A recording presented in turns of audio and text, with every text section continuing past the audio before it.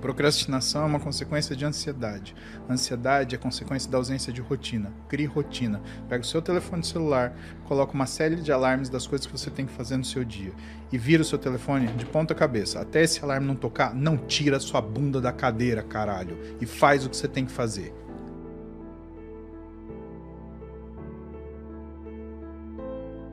Eu aprendi na infância, né? Ainda na escola, lição de casa. Você tem uma missão. Então você tem que ter o planejamento de tudo que você tem que fazer no dia seguinte e você tem que cumprir aquilo como se fosse uma exata missão. A partir do momento que você encara aquilo como uma missão, você faz cada atividade daquele dia pensando que no final do dia a recompensa é: hoje eu fui vencedor, hoje eu cumpri a minha rotina. É isso. Procrastinação é entender quem você é, as armas que você tem para combater e aonde você quer chegar. Quanto menos possibilidades e menos chances você tem na mão, maior o seu sentimento de vítima. Só que seu sentimento de vítima te leva ao fracasso. Então, para mim, não procrastinar é literalmente não lutar, é lutar contra o fracasso. E todas as vezes que você acorda entendendo que o que você tem é a única forma de você sair e evoluir. Ó, eu não tenho grana. Aconteceu isso comigo. Eu não tenho grana para pagar um cursinho. Então, cara, o que eu tenho? Eu tenho ensino público, eu tenho os meus professores no ensino público, eu tenho os meus livros. E na época eu não tinha internet. Biblioteca. Mas eu precisava passar num curso técnico profissionalizante, porque era a única chance que eu tinha para poder conseguir um emprego melhor e poder sonhar com a faculdade e ser a primeira pessoa da minha família inteira a fazer faculdade. Procrastinação é você não ter essa visão, não enxergar que essa é a sua arma, é o que você tem e é o único caminho para você sair. É você sempre sonhar que algo vai acontecer para tirar você disso e não vai tirar.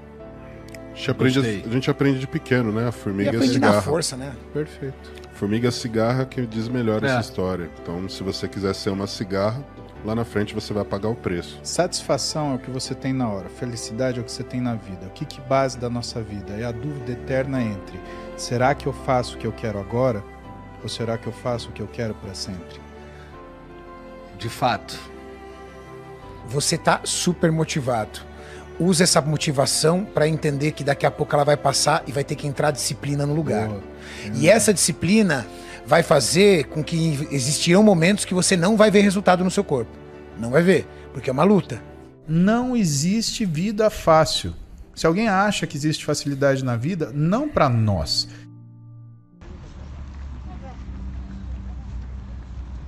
Existe o 1% do mundo que concentra 90% da renda, os bilhardários, cujos filhos têm facilidade, porque os pais estão batalhando. Você acha que o Jeff Bezos dorme? Você acha que o Bill Gates dorme? Você acha que como é que é o nome? O moleque do Facebook lá. Mike Zuckerberg. O Zuckerberg dorme, né? Ele teve um problema lá no Facebook e ele perdeu 29 bilhões de dólares assim. Ou seja, em um tapinha a valuation da empresa dele caiu em 27 bi. Exatamente. Chupa essa manga. Você já pensou? Você perder? Eu já fico preocupado quando eu perco uma nota de 10 conto na minha carteira. Imagina esse maluco. Foi 27 bi pro lixo. Né? Então, a vida é difícil para todo mundo. Elon Musk, ele teve que escolher se ele comia ou se ele pegava o dinheiro e colocava dentro da empresa dele. Ele conta essa história. E aí deu certo, né? Foi com esse sacrifício que ele fez a SpaceX. Então as pessoas, elas olham aquilo que elas querem, cara, a vida de todo mundo é difícil. Talvez dos filhos desses caras seja um pouco mais fácil. Mas pra gente que tá lutando, caramba. Muita gente olha pra vida buscando o porquê. O porquê você não busca à frente. Você olha pra trás. Você vê o que você fez, quem você foi, o que conquistou, quem você ajudou. Você olha os seus pecados e tenta se redimir. Você olha os seus acertos e tenta multiplicar. Mas o fato é que a gente olhou a vida E muita gente é infeliz porque está olhando para o lado errado. Muita gente esperando pelo que vai acontecer sem construir agora. Todo dia de manhã, quando eu abro minha live, quando eu sento na minha bicicleta, eu falo para as pessoas, tentando fazer elas perceberem que as coisas que elas querem fazer têm que ser feitas agora. Não existe futuro e passado. Futuro é ansiedade. O passado é o que você nunca vai voltar, vai virar depressão. A dádiva é o presente. É um momento que eu e você, a gente tem aqui, que por um acaso a gente está dividindo com outras pessoas, mas que é importante? Eu estou dividindo isso com meu amigo. A pessoa que batalha do meu lado na profissão. A pessoa que procura mostrar aquilo de melhor que a gente tem para as pessoas, de uma forma que elas se beneficiem disso. Que nos humanize mostrando as nossas falhas com perdão, com parcimônia, com graça. Porque a gente precisa rir daquilo que a gente não consegue fazer ou do que a gente fez errado, senão a gente vai entristecer. E dentro de tudo isso que a gente chama de vida, é aquilo que eu desejo para qualquer um, né? Por que você faz isso? Porque eu desejo, do fundo do coração, que cada um de vocês seja feliz. Primeiro porque cada um de nós merece. Mas porque gente feliz, cara, só quer o bem dos outros e não incomoda ninguém. E pelo mundo que a gente vive hoje, Renato, tá faltando tanta gente feliz, cara. Porque eu não vejo ninguém compartilhar uma coisa boa há muito tempo. Como você conseguiu fazer isso com tanta habilidade, meu amigo? Eu acho que eu sou a soma de tudo que me aconteceu. Principalmente do ruim. Até eu entender, Renato, que o ruim, ele é só uma ferramenta. A gente tem 5 sentimentos básicos, na realidade 6 sentimentos básicos, dos quais nas horas difíceis a gente acha que são 5 negativos e 1 positivo. A gente tem a alegria. Mas para atingir a alegria, você tem que aprender a lidar com a tristeza, com o medo, com a raiva, com a surpresa. E você tem que saber lidar com a repulsa. Por quê? Quando você observa a nossa luta pela felicidade para atingir a alegria, se você não sabe usar a repulsa para se defender, você não sucede. Se você não sabe usar a tristeza para refletir, você não sucede. Se você não sabe usar o medo para combater, você não sucede. Se você não sabe usar a raiva para revidar, você não sucede. E se você não sabe usar a surpresa para aprender a agir rápido, você não sucede também. Então tudo que a gente acha que é ruim, ou a gente assume que aquilo é uma derrota e some diante da vida, ou a gente entende que aquilo é ferramenta e se realiza na busca da felicidade. A felicidade é intangível, ela nunca é atingida. O que nos traz satisfação é o direito à busca dela. Só que esse direito só nos é facultado quando a gente entende quais são as regras desse jogo. E as regras desse jogo, elas são muito simples.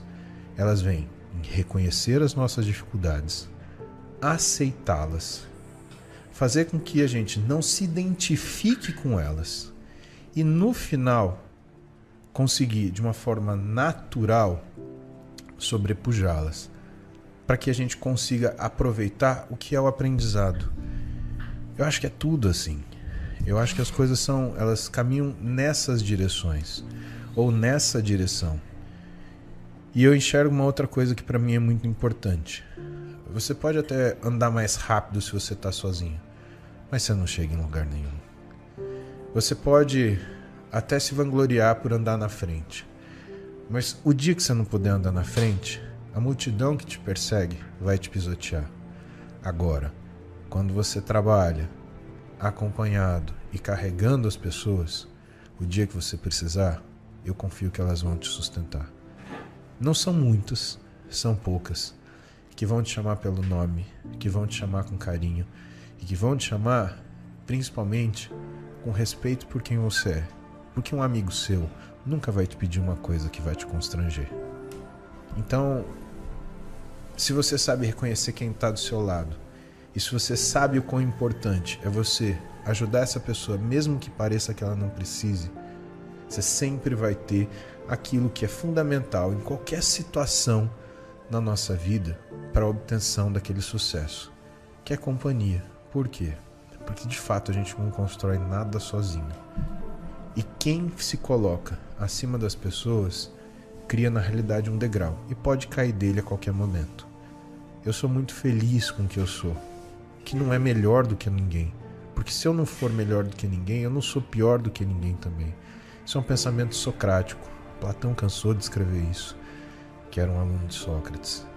E se a gente não olha que isso é uma sabedoria antiga e uma forma de você viver, a gente começa a cair na tentação de ter uma soberba que vai fazer com que a gente ache que é o carro que nós somos, o carro que nós temos, a casa que nós moramos, a profissão que nós tivemos, o título dessa profissão, sabe? E muito do que isso representa para mim, você vê de uma forma muito simples. Eu nunca me coloco como doutor. Se você olhar no meu Instagram, é Paulo Musi. Doutor Renato, todo mundo pode ser.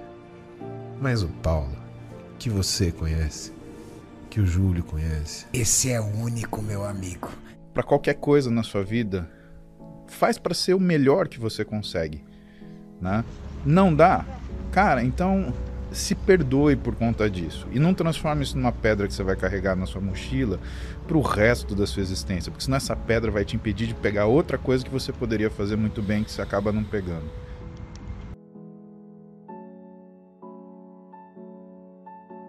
O que eu percebo? Eu percebo que tem uma característica muito comum, né?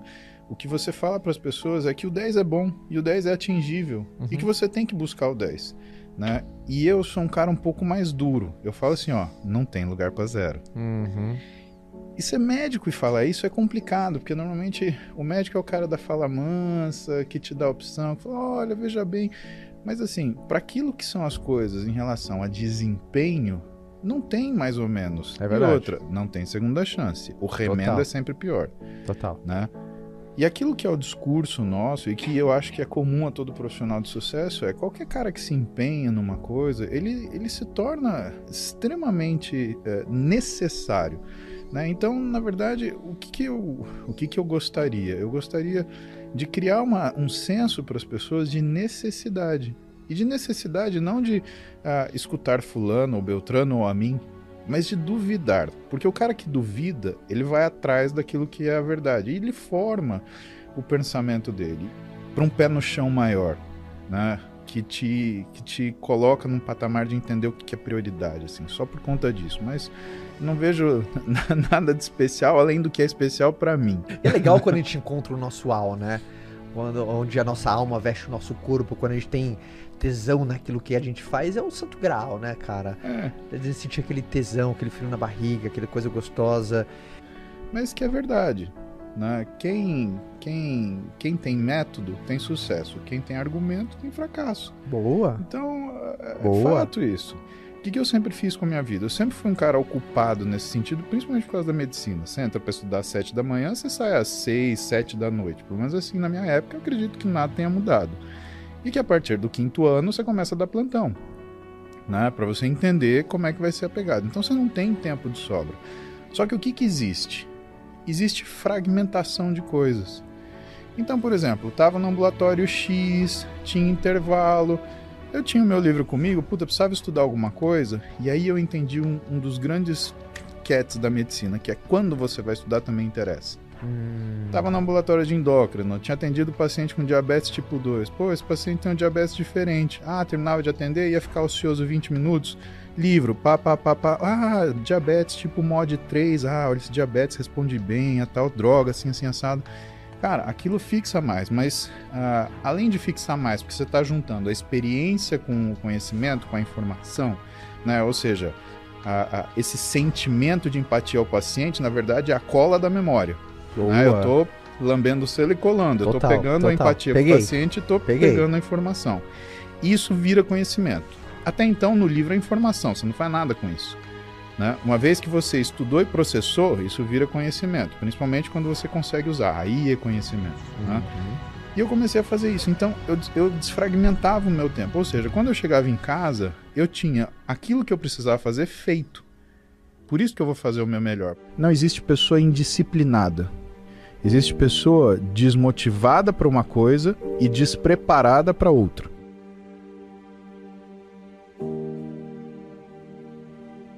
As pessoas, elas não fazem aquilo que elas não compreendem. Sabe por que você não treina?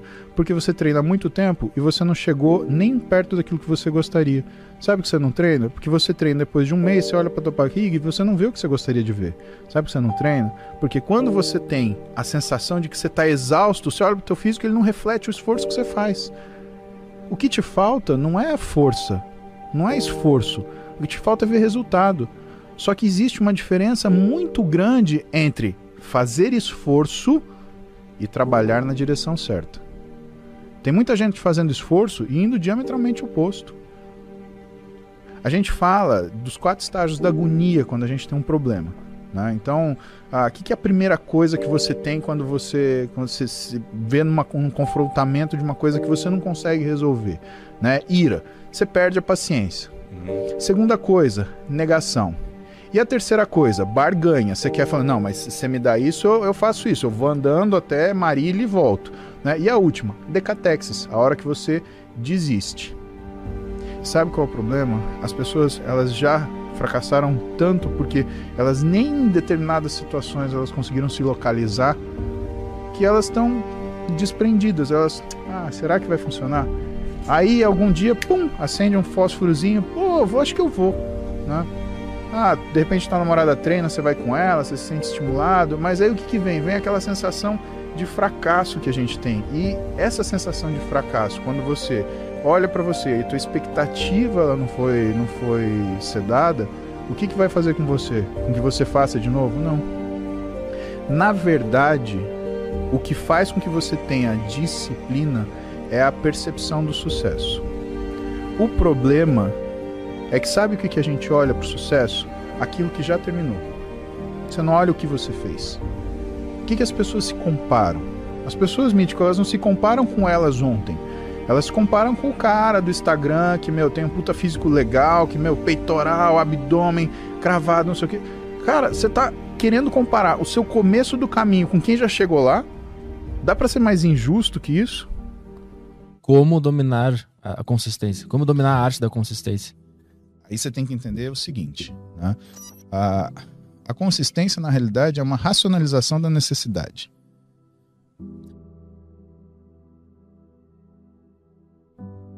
A gente vê pessoas que vivem penduradas em motivação. Motivação, motivação, motivação. É vídeo motivacional disso daqui. Mas eu não me sinto motivado. Cara, você não tem que se sentir motivado. Você perguntar pra mim, Paulo, quantas vezes você se sente motivado no seu dia? Eu acho que meia vez. Quanto da sua vida é motivação? É 3%.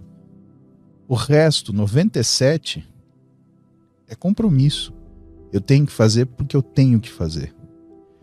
E engana-se as pessoas que acham que os grandes resultados vêm da motivação. Negativo. O grande resultado, ele vem do compromisso e da consistência.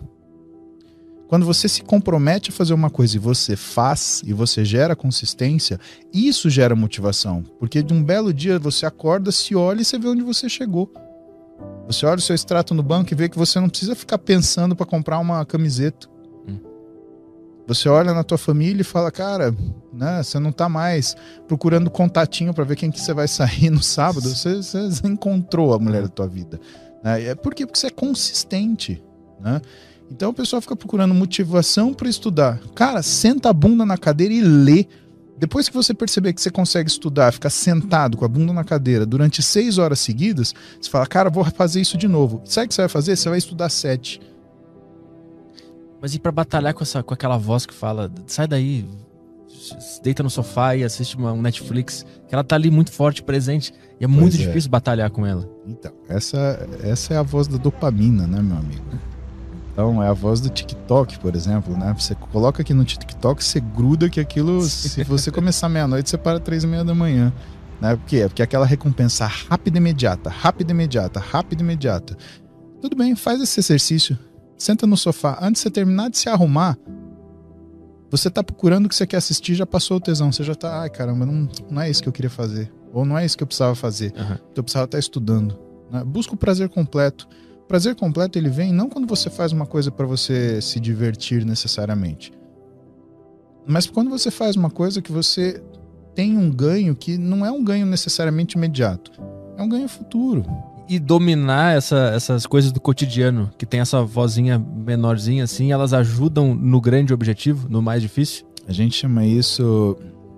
Na realidade, isso é uma... A gente traz isso para um lugar comum, né, que a gente chama de heurística, que é a forma de você resolver grandes problemas complexos. Né? Então, o que é heurística? Você pega um grande problema complexo e transforma ele num problema comum e simples, ou vários comuns e simples. Vou trazer um problema grande e complexo para você. Gerenciar uma casa. Entre gerenciar uma casa, o que tem? Vamos supor que você acorda aquele dia e você é o responsável pela casa funcionar. Você tem que cuidar da cozinha, cuidar da lavanderia, cuidar dos quartos. Os quartos têm que ser limpos, assim como os banheiros. A lavanderia tem que lavar roupa, ou estender roupa, ou passar a roupa. E a cozinha? Ela tem que ou ser limpa, ou estar fazendo comida, ou estar sendo limpa depois de ter feito comida. O que você vai fazer? Você vai tentar fazer isso tudo de uma vez? Não, você vai desmembrar isso em ações que você vai fazer de forma rápida, baseando em prioridade. Que é a primeira coisa que você faz de manhã? Café? Então eu vou começar pela cozinha. Então comecei pela cozinha, fiz o café, todo mundo tomou café, beleza, voltou pro quarto para fazer mais uma preguiça. E agora? Vou arrumar o quarto? Não, as pessoas estão no quarto, vou cuidar da lavanderia. Vou pôr a roupa para lavar, a roupa que estava lavada eu vou pôr para secar, e a roupa que está secando, enquanto é cedo e ninguém vai querer comer comida cedo, porque é final de semana, eu vou passar. Beleza, terminei de passar a roupa, já são 10h30. 10h30 eu tenho que começar a programar o almoço. Vou tirar para descongelar uma carne, um frango, ou então vou me preparar para deixar os ingredientes à mão para fazer uma outra coisa, sei lá, uma feijoada que seja. E o pessoal saiu do quarto. Opa, saiu do quarto? Hora de arrumar o quarto. Saíram do quarto, já tomaram seu banho. Eu tenho o quê? Já posso arrumar o banheiro. Já arrumei, já lavei o banheiro, legal, vou voltar. Ó, já são 11 horas, já dá para fazer o almoço. Já são 11h30, já dá para fazer o almoço. Vou fazer o almoço. A lavanderia. Começo a preparar o almoço, deixo cozinhando. Volto na lavanderia, o que aconteceu com a roupa que eu tinha deixado para secar? Secou? Então vou colocar na pia para passar. Não secou? Vou deixar lá. E a que estava lavado? Lavou, então vou pendurar. Pendurei a roupa lavada. O que aconteceu aquilo que eu deixei cozinhando na cozinha? Terminou de cozinhar, então vou tirar, vou servir, são 12h30, sirvo almoço. Administrei a casa. Mas por quê? Porque eu dividi as tarefas, coloquei prioridades e transformei elas em passos pequenos e simples. A vida das pessoas é complicada porque elas querem resolver tudo de uma vez. Uhum. A gente não resolve a vida de uma vez, Arthur. A gente resolve as pequenas coisas uma por uma, pessoa por pessoa, pedaço por pedaço, coisa por coisa. Como é que tu faz pra isso tudo não cansar? E não saturar e a vida ficar meio monótona, assim, meio todo dia a mesma coisa, todo dia essa organização, essa coisa pesada, esse fardo. Arthur, cansa, satura. Você não pode ter medo disso. O que você não pode é associar isso com chatice. Sabe o que significa você ter uma casa para arrumar? Você ter uma casa. Você podia estar reclamando que você tem uma casa para arrumar. Por que você não agradece? Aquela menininha lá, tudo que ela queria ter uma casa para arrumar. Essa é a pergunta. Por que é tão difícil de agradecer? E a gente só consegue entender isso quando a gente põe em perspectiva e vê a menininha. E aí eu até me sinto um pouco mal de entender que eu tenho que agradecer porque tem alguém que não tem, sabe? Isso me deixa... Mas é por isso que eu vou agradecer a casa que eu tenho, porque eu tenho alguém que tá mal, é meio macabro. Não é essa a relação. Ver uma pessoa que tá mal faz te enxergar o que você tem, não você se sentir melhor. Isso, aliás, é uma das coisas muito perigosas que a gente percebe das pessoas em relação ao comportamento delas, né? Tem uma frase que fala: todo mundo quer te ver bem, mas nunca melhor do que esse todo mundo. Uhum. Né? Então, você pode estar bem, mas o dia que você estiver melhor do que eu vou achar ruim. Isso é um comportamento meio que básico do ser humano. Então, não é que você tem que ver essa menina e se sentir bem porque você tem conforto. Você tem que ver essa menina e entender por que você está reclamando daquilo que você lutou tanto para ter. Uhum. Esses dias eu estava saindo do consultório, era 11 e pouco da noite, né? Feliz. Eu soltei um stories, papapá. Aí o cara virou e falou assim: cara, não sei como você consegue, que vida. Aí eu falei assim: realmente, que vida. Eu saí do nada, eu conquistei um consultório, conquistei uma família, que justifica eu trabalhar até 11 da noite, no meu consultório, que eu já conquistei, já paguei e que, cara, só me traz satisfação. Que vida maravilhosa que eu tenho. Eu desejo o mesmo para você. É essa falta de perspectiva que me machuca. As coisas que você reclama são aquelas que você lutou para conquistar. É o cara que reclama da esposa, é a esposa que reclama do marido, é o sujeito que reclama do trabalho. E por que isso, Arthur? Porque a gente tem essa tendência a esquecer daquilo que motivou a gente buscar aquilo. Por quê? Porque é gente que está acostumada com a satisfação passageira. Você tem que se desligar disso. Se você ficar procurando satisfação pronta, você vai acabar viciado em droga, porque é a única coisa que dá satisfação imediata. Sim. Tem que começar a olhar a vida na perspectiva. Porque aí você entende de onde você veio e de onde você chegou.